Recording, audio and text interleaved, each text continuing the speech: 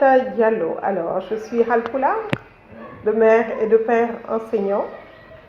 Et j'ai fait toutes mes études en France, après avoir obtenu un bac au Sénégal. J'ai vécu 25 ans en France, d'abord en tant qu'étudiante, ensuite en tant que professeure. Puis je suis rentrée enseigner au lycée français Jean Mermoz de Dakar, le français et le latin. Mon parcours est un parcours très lisse, très classique. C'est un parcours d'une jeune fille qui obtient son bac à 18 ans au lycée Kennedy de Dakar, puis qui part en classe préparatoire aux grandes écoles de Poitiers, ensuite une maîtrise à la Sorbonne, un CAPES en France, et ensuite embauchée dans l'éducation nationale française comme professeur de lettres. Je suis arrivée à l'écriture d'abord par la lecture, parce qu'il faut avoir beaucoup lu pour pouvoir écrire quelque chose de sensé. Quelqu'un qui n'a pas beaucoup lu a certes beaucoup d'expérience, mais il n'a pas les outils nécessaires pour s'exprimer correctement par l'écrit. Du reste, par mon métier, celui d'enseignant, j'apprends aux enfants à écrire. Donc forcément, il faut avoir une petite compétence dans l'écriture. Ce roman est le troisième que j'écris véritablement, mais c'est le premier à être publié. C'est un petit roman de 140 pages à peu près, qui raconte une semaine de la vie d'une femme émigrée en France. Elle rentre dans son pays natal pendant une semaine, et cette semaine-là sera cruciale et décisive pour elle. Cette jeune fille, moi je l'appelle une petite fille de 45 ans, mais en fait, elle a 45 ans, donc elle est adulte. Mais elle n'a jamais réussi le rite de passage, parce que pour passer de l'enfance à l'âge adulte, il y a des rituels. Dans nos sociétés traditionnelles, il y avait tout un tas de formations qu'on faisait. Il y avait une éducation qui était faite traditionnelle. Or, là, cette jeune fille n'a pas connu tout ça. Elle a été projetée directement dans un milieu assez hostile, avec un mari qui n'est pas toujours à la hauteur. Et elle a fait 2 enfants qui sont ses poupées, d'une certaine manière. Donc, pour moi, elle n'a pas encore complètement franchi le passage. Elle n'a pas passé l'âge adulte tant qu'elle n'aura pas réglé ses problèmes d'enfance.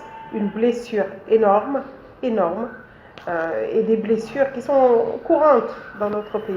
Il faut avoir le courage quand même de le dénoncer. Sa tante, c'est la sœur de sa mère, et sa mère est morte à sa naissance. La tante, donc, l'a élevée. Mais elle aurait dû lui donner de l'amour et de l'éducation. Elle ne lui a donné que de la frustration, et justement, lui a fait arrêter ses études très tôt, et l'a mariée très tôt pour s'en débarrasser, parce que la tante a d'autres attentes. Elle a d'autres objectifs. Elle n'est pas dans l'amour, contrairement à la mère qui, elle, est décédée très tôt. La tante est inaccessible à l'amour, en fait. Et elle rencontre son alter ego masculin. À eux deux, ils font beaucoup de dégâts. L'événement, le Ganalais de sa tante, est d'une extrême importance. La tante, en fait, veut montrer à quel point elle est puissante en offrant un Ganalais de taille gigantesque dans la ville. Et cette jeune fille a été invitée, parce que sa tante probablement veut qu'elle assiste à son sacre, à sa consécration. Mais il va se passer au cours de ce Ganalais des événements qui vont justement contribuer à effacer le traumatisme d'enfance qu'elle a reçu. Donc le Ganalais ici, c'est l'occasion pour moi d'explorer également les failles de la société sénégalaise. Parce que qu'est-ce qui est important? Aller faire son devoir de musulman ou bien faire une fête énorme et montrer à quel point on est riche, voilà. Qu'est-ce qui est le plus important? On en arrive à oublier l'important pour l'accessoire. Oui, parce que les clés de l'avenir se trouvent dans le passé. Pour réussir son avenir et son présent, il faut d'abord régler les problèmes qui se trouvent dans le passé.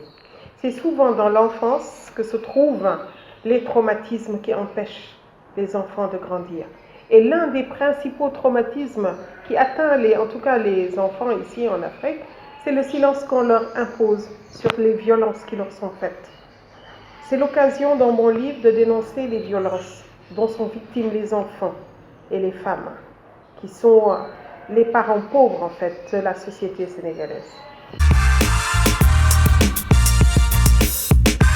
Parce que grandir, c'est une compétence.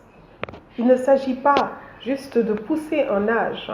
Non, tout le monde pousse en âge, mais grandir, devenir adulte dans sa tête, assumer ses choix, assumer ses frustrations, pouvoir avancer dans la vie, ça s'apprend. Et quelquefois, on reste plombé, on reste figé dans l'enfance parce que quelque chose nous bloque et nous empêche de grandir. C'est cet aspect-là que j'ai voulu explorer.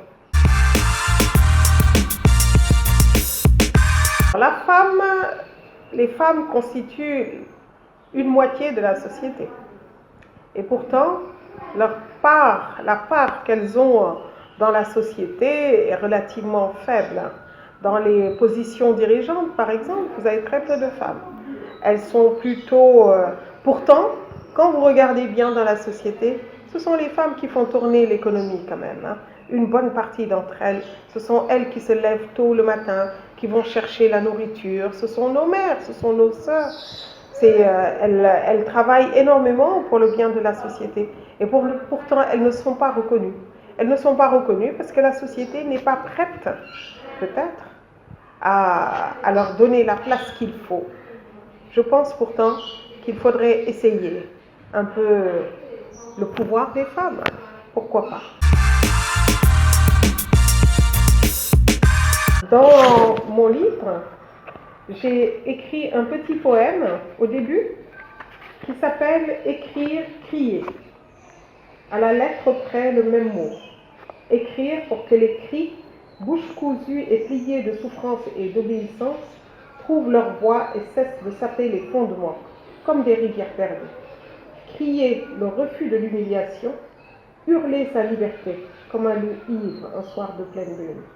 Écrire ses blessures pour avoir une chance de les refermer. Crier la douleur de ses frustrations. Écrire son droit à l'expression et à l'existence. Crier son désir de vivre. Écrire pour ne pas mourir. Crier pour vivre. Écrire et crier pour ne jamais cesser d'aimer. Mon message est le suivant. Les filles, prenez vos responsabilités.